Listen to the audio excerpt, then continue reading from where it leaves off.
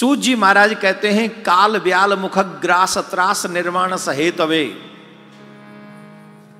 ध्यान से सुनिएगा, ये मनुष्य काल के गाल में बैठा हुआ है।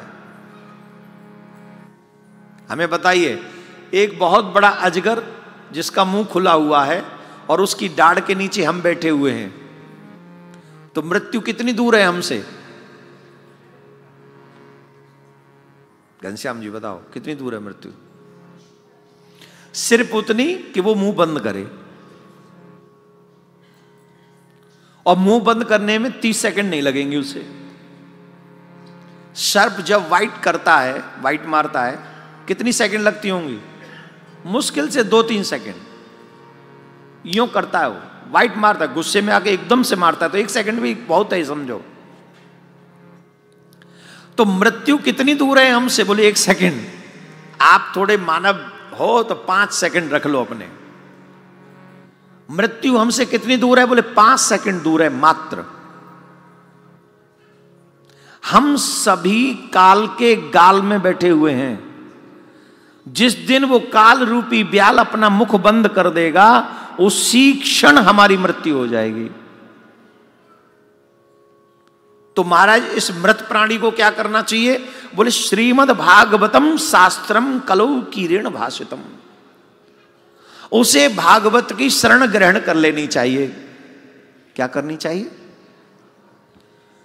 ये एक बात और समझ लीजिए, भागवत साधारण नहीं है, साक्षात कृष्ण है, प्रत्यक्ष कृष्ण एव ही। आप सिर्फ मंदिर में नहीं बैठे हैं, आप साक्षात श्री कृष्ण की शरण में विराजमान है इस समय वर्तमान में। आपको चाहे कृष्णदर्शी गोचर ना हो रहे हो, पर वो आप सबको देख रहे हैं जो यहां पर बैठे हुए हैं कि ये मेरी शरण में आए हुए हैं। और जब तक आप यहां बैठे हुए हैं, जब तक आपका ये संकल्प है कि 7 दिन हम भागवत कथा सुनेंगे, हम दावे से कह सकते हैं मृत्यु आपका स्पर्श नहीं कर सकती। और इतना बड़ा दावा कोई लेके दिखाए, इतनी बड़ी सामर्थ्य के आगे आप बैठे हुए हैं। वो दुर्भाग्यशाली हैं जो कथा से उठ के अभी 2 लोग चले गए। हो सकता है किसी की मजबूरी भी रही हो, लेकिन अगर जब तक मजबूरी ना हो तब तक कथा नहीं छोड़नी चाहिए, कदाप नहीं। और ऐसी भी कई बातें होती हैं जिनको हम टाल सकते हैं, जिनको टाल सकते हैं उनको टाल देना चाहिए।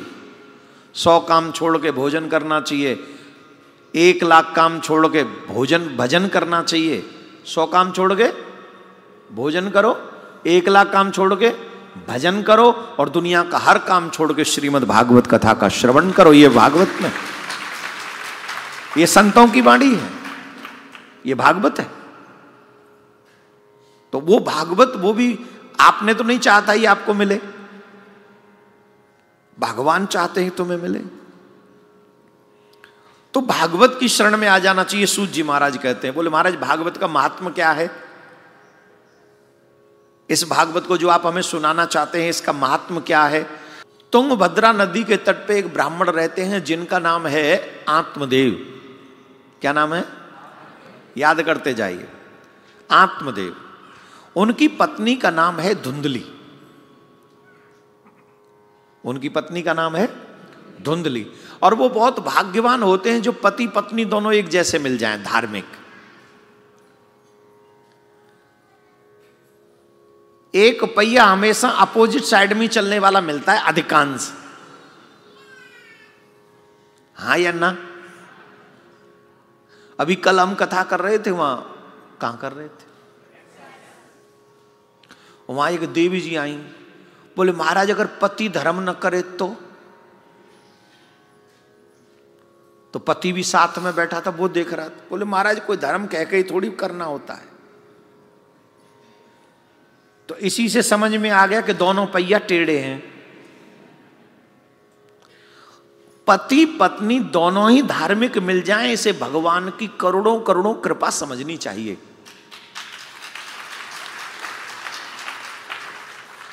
हम लोगों का यह भाव हो कि हम पति पत्नी मिलके संसार की क्रियाओं को पूर्ण करते हुए अपना कल्याण करेंगे। धर्म बोलने का विषय नहीं है, धर्म को कोई हमें धार्मिक समझ ले, ये विषय नहीं है। इंटरनली जब तक हम धार्मिक नहीं होंगे तब तक बात बनेगी नहीं। आज हम लोगों में एक और प्रॉब्लम है, हिंदुओं में, हम धार्मिक दिखना चाहते हैं, बनना नहीं चाहते। ये प्रॉब्लम है हमारी। हम ये तो चाहते हैं कि लोग हमें भगत जी कहें, पर हम भगत जी बनना नहीं चाहते। हम भगवान के भक्त तो दिखना चाहते हैं पर बनना नहीं चाहते। अरे भाई, जब तक बनोगे नहीं बात बनेगी नहीं। हम आपसे एक बात जानना चाहते हैं, किसी को कैंसर का रोग हो जाए और वो डॉक्टर के पास में जाए और डॉक्टर इलाज करने का नाटक करे और इलाज ना करे, बाहर वालों को ये दिखा रहा है, उसके घर वालों को कि मैं इलाज कर रहा हूं, पर कर नहीं रहा है। अब बताओ क्या होगा उसका? जोर से बोलो, जोर से। मर जाएगा ना। वैसे ही जो भक्ति का नाटक कर रहा है वो भी मर जाएगा, कोई काम का नहीं।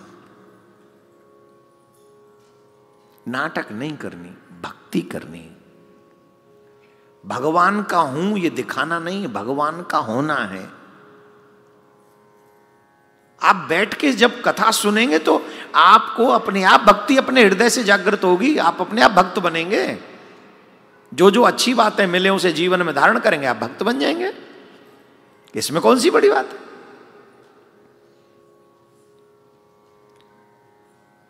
दोनों पति पत्नी मिलकर ये संकल्प कर लें कि हम दोनों बढ़ के भक्ति के पथ में आगे चलेंगे।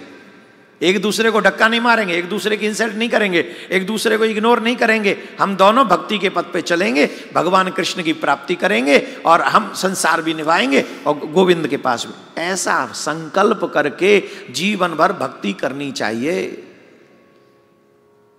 पर ऐसे मिलते कहां हैं? एक न एक तो टेढ़ा मिलता ही है। और उनकी पत्नी का नाम था धुंधली, और वो धुंधली जैसा नाम वैसा काम। कई बार पत्नी ऐसी मिल जाती है कि बस, पर पति नहीं, मतलब पत्नी तो बहुत अच्छी होती है, पतियों में थोड़ी सी कमी है, बाकी पति तो पतियों को सुधारना चाहिए। Women's power. आजकल देवियों के खिलाफ कुछ नहीं बोलना आपको, हाँ शांत रहो, नहीं तो कभी भी पुतला फूंक सकता है। राधे राधे बोलना पड़ेगा, जोर से बोलना पड़ेगा। ध्यान से सुन, बताते एक कथा है बहुत अच्छी, आपको आनंद आएगा सुन के। माता जी माता जी माता जी कित्थे चली हो? आंधी है? और अच्छा अच्छा आ जाओ, मैं समझ तो आ जाओ। ठीक है, नहीं ठीक है। अब इसके लिए भी एक काम हम सबको करना चाहिए, आज ही बता देते हैं। ये जो पानी की बोतल ले लेके चलते हो ना आप लोग, आप अच्छा है, अच्छा पानी पीना चाहिए, ज्यादा पानी पीना चाहिए, लेकिन जब किसी अनुष्ठान में बैठे हो तब भोजन भी कम करना चाहिए और पानी भी कम पीना चाहिए। उसके पीछे रीजन यही तप है।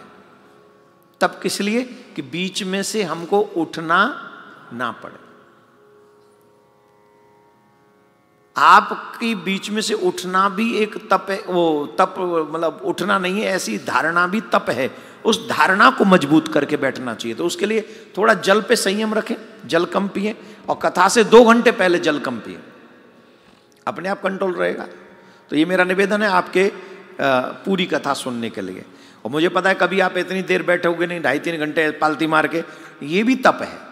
कलयुग का इसी को तपस्या कहा जाएगा। कलयुग में कि आप लोग एक जगह पर बिना हिले डुले बैठे हो, ये कलयुग में आप तपस्या कर रहे हो। और आपके पितरों के लिए तपस्या आपको और भी गुणवान बना रही है, भाग्यवान बना रही है, बहुत भाग्यवान। तो आत्मदेव के कोई संतान नहीं थी। आत्मदेव का यही दुख का कारण था। एक बार आत्मदेव आत्मदाह करने के लिए चल पड़े, क्योंकि ऐसा कहते हैं बिना पुत्रस्य गति लोके, इस लोक में बिना पुत्र के गति नहीं होती। अगर गृहस्थ में गए हैं तो एक पुत्र जरूर होना चाहिए। और जिनके एक एक पुत्र हैं, हम उनसे निवेदन है अभी जवान हो, एक नहीं। यहां की सरकार बहुत अच्छी, खूब पुत्र होने चाहिए। नहीं हंसिए नहीं, सच में हम लोग बड़े अजीब हो गए हैं। एक तो शादी लेट करते हैं, जो सबसे बड़ा अपराध है। शादी की सही आयु है 20 से 25 साल। जब आप 20-25 साल की आयु में शादी करते हो, तो जब आप 50 साल के हो रहे होते तब आपकी बॉडी कमजोर हो रही होती है, आपके कंधे झुक रहे होते हैं। और जब आपके कंधे झुक रहे होते हैं, इसके पीछे साइंस है और साइंस भी, साइंस भी है और साइंस भी। बुढ़ापे में 40 साल के बाद, 45 साल के बाद बॉडी में वो दम नहीं रहता, बॉडी डाउन फील करती है।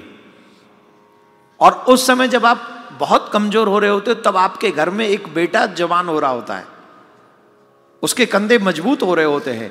तो जब आप जिम्मेदारी संभालने में या काम करने में, वजन उठाने में कमजोर हो रहे होते हो, तब परमात्मा तुम्हारे घर में एक और मजबूत सहारा बड़ा कर रहा होता है, जो उसके कंधे मजबूत कर रहा होता है। जो बोझ तुमने आज तक ढोया है, वो धीरे धीरे वो संभालने के योग्य हो रहा होता है। यह है परमात्मा का सिस्टम।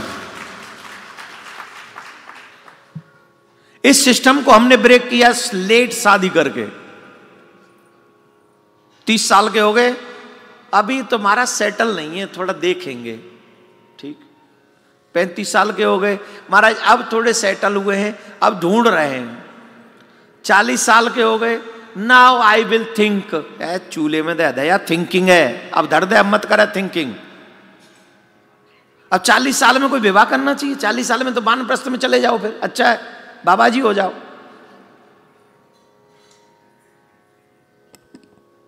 हमारा आग्रह स्वीकार कीजिए, 20 से 25 साल की आयु में शादी कीजिए। 4-5 बाल गोपाल होने चाहिए, माथे सनातनी होने चाहिए, सब सनातनी होने चाहिए, सब सनातनी होने चाहिए, सब सनातनी होने चाहिए।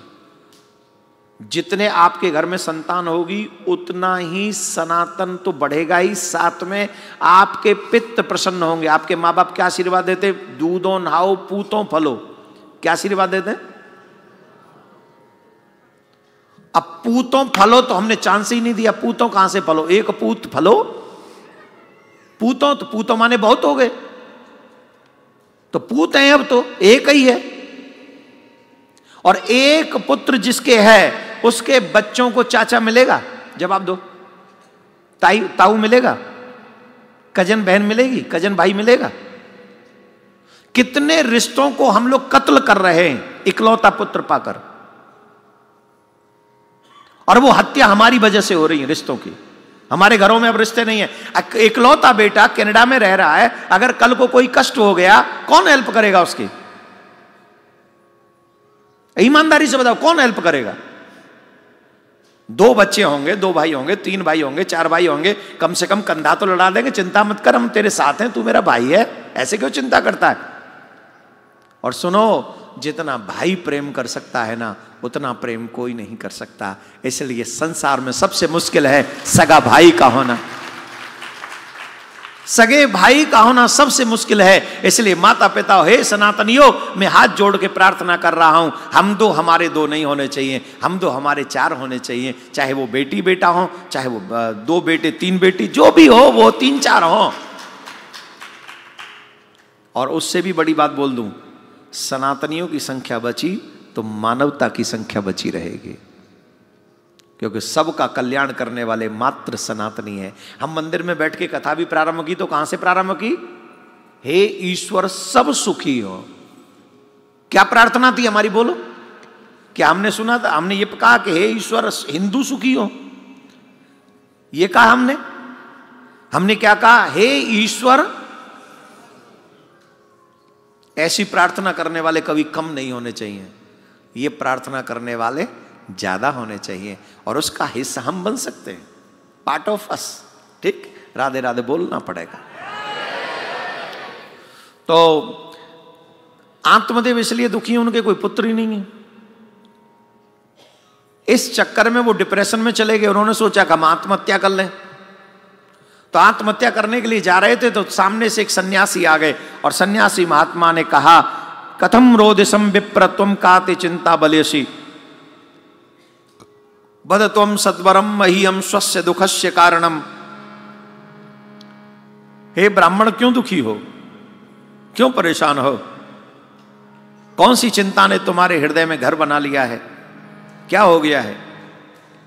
एक और बात बताएं, जब भी दुख हो ना तो दुनिया वालों के मत सुनाना। अपना कोई भी दुख दुनिया वालों को मत सुनाना। ये दुनिया वाले तुम्हारे दुख में तुम्हारी सहायता नहीं करते, तुम्हारे दुख को बढ़ाने का काम करते हैं। तुलसी पर घर जाए के दुख नहीं कहिए रोए, दुख नहीं बांटे आपनो जगत हसाई होए। इस संसार में कोई हमारी सहायता करने वाला नहीं। अगर दुख रोने की मन ही है, अगर इतना मन है कि हम अपना दुख रोएं, तो दो ही जगह जाके अपना दुखड़ा रोना, एक अपने गुरु के आगे, एक गोविंद के आगे, तीसरा कहीं नहीं रोना।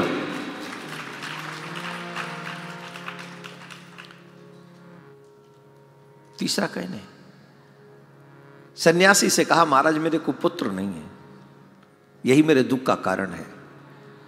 महात्मा ने पूछा, एक बात बताओ, पुत्र क्यों चाहिए? आप भी याद कीजिए, आपको पुत्र क्यों चाहिए? 3 चीजें हैं विशेषतः। पहली बार कौन कौन कथा सुन रहा है? जो पहली बार सामने बैठ के कथा सुन रहे हो वो हाथ उठा सकते हैं, ऊंचा उठा सकते हैं, शर्माना क्यों? तो बहुत सारे न्यू लिसनर्स हैं यहां, बाकी के सब पुराने लोग हैं, और जो पहले से ही कथा सुनते आए हैं सामने बैठ के, वो हाथ उठाइए। देखो सब हमारे, आई सो स्वीट, वो भी कम नहीं है हमारे। हाँ, तो ध्यान से सुनिएगा। हमें पुत्र किस लिए चाहिए? 3 चीजों के लिए। पहला, मेरा बेटा मेरा वंश चलाएगा, या ये कह लीजिए मेरा बेटा मेरा नाम करेगा। दूसरा, बुढ़ापे में मेरा बेटा मेरा सहारा बनेगा। तीसरा, मेरा बेटा मेरी सेवा करेगा। पहली बात पे आते हैं, क्या कहा? मेरा बेटा मेरा नाम चलाएगा, वंश चलाएगा, नाम करेगा। अपने 3 पीढ़ी पहले याद कर लो, जिनको तो तुम 3 पीढ़ी तक सब जानते होंगे। पिताजी को, दादाजी को और परदादाजी को शायद जानते हो आप लोग। कोई जानता है कनाडा में उनको? उन्होंने नाम नहीं किया। तुम्हें जानता है कोई कनाडा में, पूरे कनाडा में? अब ऐसे तो सब लोग जानते हैं कि मेरा परिवार है, मेरे रिलेटिव्स हैं, मेरे ये हैं, थोड़ा समाज है, उसको जानना नहीं कहते। जानना उसको कहते हैं कि तुम जहां नहीं हो वहां भी तुम्हारी चर्चा हो रही है, और यहां तुम बैठे हो, तुम्हारी चर्चा जो है कनाडा के आखिरी छोर पे हो रही, जिसको कहते हैं वेल नोन। अंग्रेजी बोल रहा हूं, वेल नोन। जानता कोई तुम्हें? जवाब दीजिए। तो नाम किया जो माँ बाप चाहते थे, हमारा बच्चा नाम करेगा, नाम हो गया? नहीं हुआ, छोड़ो। दूसरी बात, मेरा बेटा मेरे बुढ़ापे का सहारा बनेगा। कौन कौन आईटी सेक्टर में हैं, जो इंजीनियर हैं, जो यहां जॉब कर रहे हैं और जो अकेले हैं अपने मां बाप के? हाथ उठाओ। जो भारत से आए हैं, जो अकेले हैं, हाथ उठा सकते हैं, मैं कोई वैसे नहीं कह रहा हूं। ऑलमोस्ट एक बेटे हैं और यहां आ गए। मम्मी पापा कहां हैं? अब अगर मम्मी पापा को कोई प्रॉब्लम हो गई, बुखार आ गया और कोई प्रॉब्लम हो गई, भगवान न करे, जीवन है,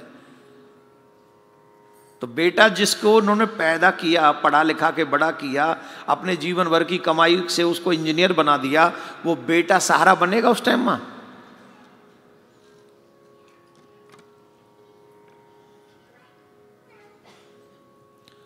तीसरा, मेरा बेटा मेरी बुढ़ापे में सेवा करेगा। मेरा बेटा मेरे बुढ़ापे में सेवा करेगा। कितने मां बाप ऐसे हैं जो ईमानदारी से कह सकते हैं कि हां मेरा बेटा मेरी सेवा करता है?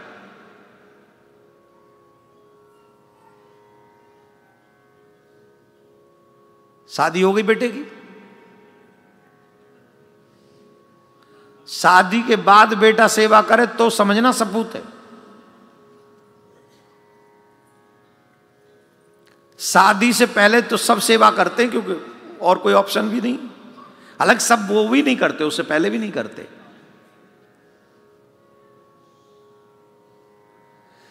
ये थिंकिंग रॉन्ग है माय डियर, ये थिंकिंग रॉन्ग है कि मेरा बेटा मेरा सहारा बनेगा, सेवा करेगा। हम अच्छा मांग किससे रहे? भगवान से। किससे मांग रहे? हे भगवान मुझे ऐसा बेटा देना जो बुढ़ापे में मेरा सहारा बने। काहे को मांगते हो तुम? भगवान से ये क्यों नहीं मांगते कि मुझे ऐसा जीवन मत देना कि मुझे सहारे की जरूरत पड़े? ये क्यों नहीं मांगते? ये मांग गलत है कि मुझे बुढ़ापे में बेटा मेरा सहारा बना, गलत। अगर भगवान ऐसा बेटा दे सकता है जो तुम्हारे बुढ़ापे में सहारा बने, तो वो भगवान ऐसा जीवन भी दे सकता है कि तुम्हें सहारे की जरूरत ही ना पड़े। और मैं तो तुमसे और भी 2 कदम आगे कहूंगा, हे नाथ मुझे ऐसा जीवन मत देना कि मैं कभी सहारा ढूंढूं, और सहारा मेरे जीवन भर में अगर कोई हो तो एकमात्र आप मेरे सहारे होने चाहिए, मुझे और किसी के सहारे की जरूरत नहीं। मेरा कोई न सहारा बिन तेरे, गोपाल संवरिया मेरे। मेरा कोई न सहारा बिन तेरे। ताली बजाकर बोलिए। ओ मेरा कोई न सहारा बिन तेरे, गोपाल संवरिया मेरे। मेरा कोई न सहारा बिन तेरे, गोपाल संवरिया मेरे। हरि आ जाओ, हरि आ जाओ, हरि आ जाओ, हरि आ जाओ। दोनों हाथ उठा के मांगिए, भगवान से पुकारिए। हरि आ जाओ, हरि आ जाओ, हरि आ जाओ, हरि आ जाओ। ओ मेरी नैया पार लगा जाओ, मेरी मेरी नैया पार लगा जाओ, मेरी नैया पार लगा जाओ। काटो जन्म जन्म के फेरे, गोपाल संवरिया मेरे। काटो जन्म जन्म के फेरे, गोपाल संवरिया मेरे। ओ मेरा कोई न सहारा बिन तेरे, गोपाल संवरिया मेरे। मेरा कोई न सहारा बिन तेरे, गोपाल संवरिया मेरे। मेरे अपने मुझसे रूठ गए, मेरे अपने मुझसे रूठ गए। मेरे अपने मुझसे रूठ गए, मेरे अपने मुझसे रूठ गए। ए हरि तुम क्यों हमसे रूठ गए, हरि तुम क्यों हमसे रूठ गए। मांगो भगवान से, दिल से मांगना। भगवान से की हुई प्रार्थना कभी निष्फल नहीं जाती है। संसार सुने न सुने, भगवान परमात्मा जरूर सुनते हैं। मांगिए भगवान से। काटो जन्म जन्म के फेरे, गोपाल संवरिया मेरे। काटो जन्म जन्म के फेरे, गोपाल संवरिया मेरे। ओ मेरा कोई न सहारा बिन तेरे, गोपाल संवरिया मेरे। राधे सहारा बिन तेरे, गोपाल संवरिया मेरे। नंदलाल संवरिया मेरे, नंदलाल संवरिया मेरे। बार राधे राधे बोलना पड़ेगा। राधे राधे। जोर से बोलना पड़ेगा। राधे राधे। ओ पाजी तुसी बैठ जाओ, 20 मिनट और लेफ्ट हैं। Thank you for listening me. हम चाहते हैं कि जब बैठे हैं इतनी देर तो और 20 मिनट सुनकर मन लगाकर कथा को संपूर्ण सुनकर जाएं। एक बार ही अवसर हाथ से निकल गया, अगर एक बार अधूरी छोड़ दिया तो फिर नहीं मिलेगी ना। तो ये मैं फिर कह रहा हूं, एनी हाउ ये संकल्प करो कि 7 दिन कथा नहीं छोड़नी है। आज तो एक दिन निकल गया, 5 ही दिन हार्ड हैं आपके लिए, वो भी कथा आपके काम के बाद का समय है, तो you can do it for your पित्रास। तो आत्मदेव नहीं माने, आत्मदेव ने कहा पुत्र चाहिए, और हमने सुना जैसे भगवान भी न दे उसे संत दे देते हैं। संतों की महिमा परंपार है, इसलिए आप कृपा करो हमारे ऊपर। बोल ठीक है, एक फल दे दिया, जाओ ये अपनी पत्नी को दे देना, और एक काम करना, अपनी पत्नी को कहना कि इस फल को खा लें और कुछ नियम पालन करें। बोले नियम क्या है? सत्यम शौचम दया दानम मेकम भक्तुत भोजनम वर्षावद स्त्रीय कार्यम तेन पुत्रेति निर्मला। Listen to me every respected women. माताएं बहन अगर चालें तो आपके घर में आज भी ध्रुव प्रहलाद ही जन्म लेंगे, अगर आप चाहें तो। बालक तब नहीं सीखता जब बड़ा हो जाता है, बालक तब सीखता है जब गर्भ में होता है, और गर्भ के बाद जो 12 वर्ष तक की आयु है उसमें सबको जो आप सिखा देंगी वो सीख जाएगा। प्रहलाद जी ने गर्भ में ही भक्ति सीख ली थी, ये आप सब बार बार कथा में सुनते हैं। तो जब आप गर्भ में बालक हो तो उस समय आपकी साधना महत्वपूर्ण है। बुरा शब्द सुनना नहीं, बुरा दृश्य देखना नहीं, बुरा शब्द बोलना नहीं, बुरी जगह पे जाना नहीं, ब्रह्मचर्य का पालन करना, रामायण की कथा सुननी है, राम कथा पढ़नी, रामचरितमानस पढ़ना है, बार बार भगवान की कथाएं सुननी है, भजन सुनना है। अगर आप ये तपस्या 11 साल करती हैं तो पूरा जीवन आपका आनंद में व्यतीत होगा, क्योंकि आपके घर में राम कृष्ण के भक्त ही जन्म लेने वाले हैं। हमारे सामने कई चमत्कार हैं। छोटे छोटे बच्चे आते हैं, बोल हम घर में बोलते हैं महाराज जी राधे राधे, तो ये बच्चा अभी बोलता नहीं, हाथ ऊपर कर लेता है। इसको किसने सिखाया? हमने कहा कैसे? बोले महाराज जी जब ये गर्भ में था पूरे दिन आपकी कथा सुनते रहे हम, उसका असर ये है। तो ये होता है। प्रहलाद जी का चरित्र हमारे पास सबसे बड़ा उदाहरण है। उन्होंने कहा कि सत्य बोलना है, ब्रह्मचर्य का पालन करना है, झूठ नहीं बोलना है, झूठ बोलना नहीं बिल्कुल भी, नियम संयम में रहना। तेन पुत्र इति निर्मल, निर्मल बुद्धि वाला पुत्र होगा, इसमें संशय नहीं। बोल ठीक। अब उनकी पत्नी को वो फल दिया, वो फल उन्होंने नहीं खाया, ये कथा आपने कई बार सुनी होगी। उन्होंने अपनी गाय को खिला दिया वो फल। उनकी बहन आई थी। जितने भी युवा बच्चे बैठे हैं please listen to me youngsters, be careful.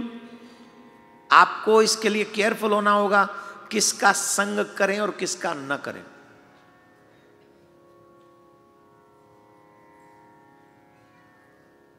बुरे लोगों का संग नहीं करना है। It's much better to alone is a bad company.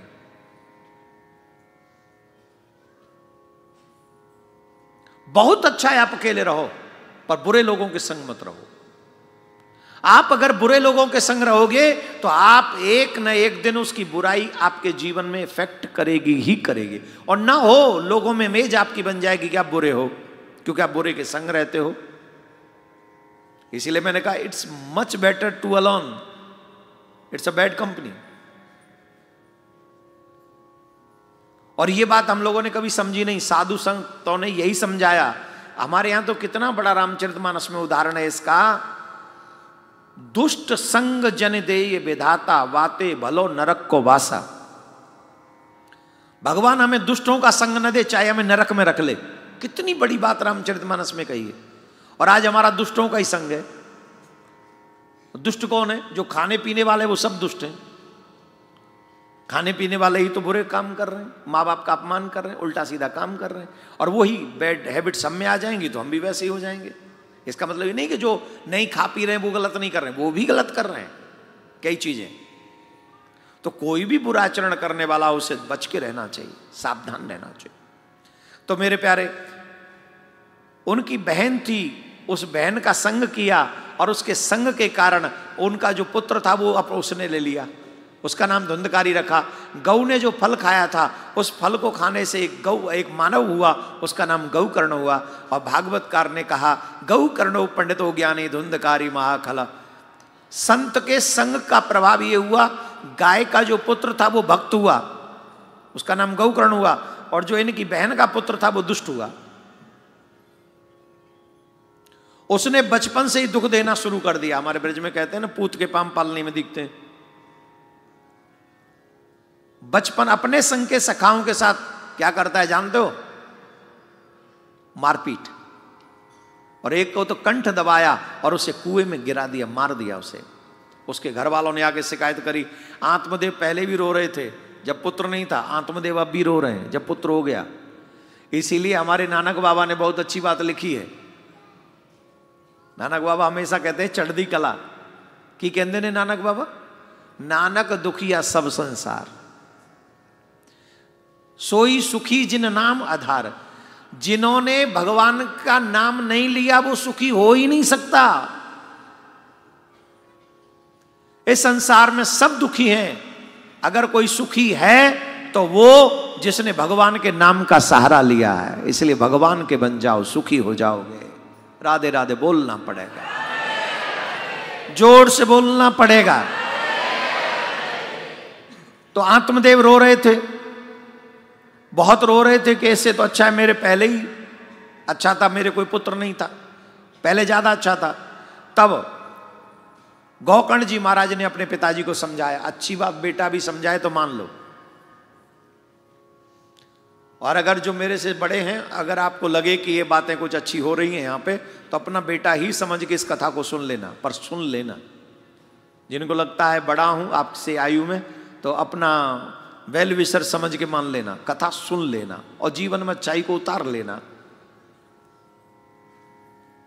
देहिस्तमास रुद्रे अभिमत्वजत्वम जाया सुता दिशु सदा ममता विमुच्च पश्या निशम जगदिदम क्षणभंग निष्ठ वैराग्य राग रसिको भव भक्ति निष्ठ। किसके मोह में पड़े हुए हो आप? थोड़ा अपने अंदर झांकिए। कई बार अभिमान हो जाता है, हमारा शरीर हमारा शरीर हमारा शरीर। चलो तुम्हारे शरीर की सुंदरता दिखाते हैं, थोड़ा सा कलर फेयर हो जाए ना, फिर देखो धरती पे पाम नहीं रखते हम लोग। मैं देवियों की बात नहीं कर रहा हूं, मैं पुरुषों की भी बात कर रहा हूं। ये पुरुष भी थोड़े जिनके पेट पूट न निकल रहे हों और थोड़े मतलब दिखने में थोड़े हैंडसम टाइप के हों और थोड़ा डील डोल वो जो डोले नकली बना रखे हैं उन्होंने, उनको देखो वो ऐसे चलते हैं जैसे मतलब ये धरती पे तो टिकेंगे नहीं। गरुड़ के ये आखिरी वंशज हैं। गरुड़ ने ना भगवान के जो वाहन है, ये आखिरी वंशज हैं उनके। ऐसे उड़ते हुए और यूं चलेंगे, यूं। मेरे मन में विचार आया, उसको कहूं मैं गरुड़ का आखिरी वंशज। अभिमान होता है कि नहीं? चलो उस शरीर की सुंदरता दिखाते आपको, दिखाएं। आपकी आंखों से क्या निकलता है? सिर्फ आंसू ही नहीं निकलते, कुछ और भी निकलता है। आपकी नाक से क्या निकलता है? आपके मुंह से क्या निकलता है? आपके कानों से क्या निकलता है? यहां से थोड़ा शरीर कट कर दिया जाए तो क्या निकलेगा है? और उसके बाद मांस, उसे और छीलो, उसके बाद हड्डियां। पेट में क्या भरा पड़ा है? सुंदर कहां से हो? इस शरीर के अंगों से निकलने वाली किसी भी वस्तु को देख के प्यार कर सकते हो? करके दिखाओ। आपके इस शरीर के प्रत्येक द्वार से एक ही चीज निकलती है, वो है गंदगी। हां जी कि ना जी? उस गंदगी को देख के अपने आप से प्यार करके दिखा दो, मान जाऊंगा। अपने आप से, औरों से तो छोड़ो।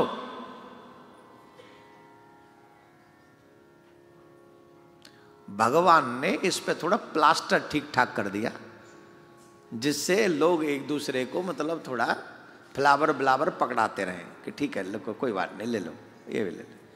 ये प्लास्टर ठीक कर दिया और कुछ नहीं है, सारा बॉडी स्ट्रक्चर डर्टी है। तो इस प्लास्टर पे घमंड मत करना, न जाने कब किस दिन, और बुढ़ापे में तो प्लास्टर भी डैमेज हो जाता है, कितना भी खिंचवा लो नहीं होता है मामला, सेट नहीं बैठता है। ये माता जी जब बुढ़ापे में लाली लगाती हैं तो ऐसा लगता है जैसे मतलब एक अलग ही टाइप की सृष्टि है वो। बुढ़ापे में आप काजल लगाओ तो देखो कैसा काजल लगता है। भाई लोग बुढ़ापे में ना बड़ा वो यूं यूं यूं यूं कर करके चलते, थोड़ा टाई वाई सूट सूट पहन के बुढ़ापे में चलते। सूट कहता है मैं अनसूट हो रहा हूं तुझ पे भाई। Look at your age, look at your face. पर मन है मानता नहीं, शरीर किसी का सुंदर नहीं। अगर आपको सुंदर बनना है तो अपने कर्म, अपने विचारों से सुंदर बनो। जब तुम विचारों से सुंदर हो जाओगे, शरीर डैमेज हो जाएगा, तुम्हारे विचार कभी डैमेज नहीं होंगे। वही तुम्हें श्रेष्ठ बनाता है, वही तुम्हें सुंदर बनाता है। ऐसे धुंधकारी को छोड़ दो, क्या करोगे इसको लेके?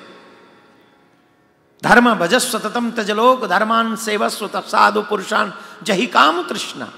संतों की सेवा करो, भगवान का भजन करो और अपने श्रवणों से कथा सुनो, वाणी से भगवान के गीत गाओ, इसी में तुम्हारा कल्याण है। हर घर में गूंजे सनातन की आवाज। वीडियो को लाइक करें, शेयर करें और चैनल को सब्सक्राइब करना ना भूलें।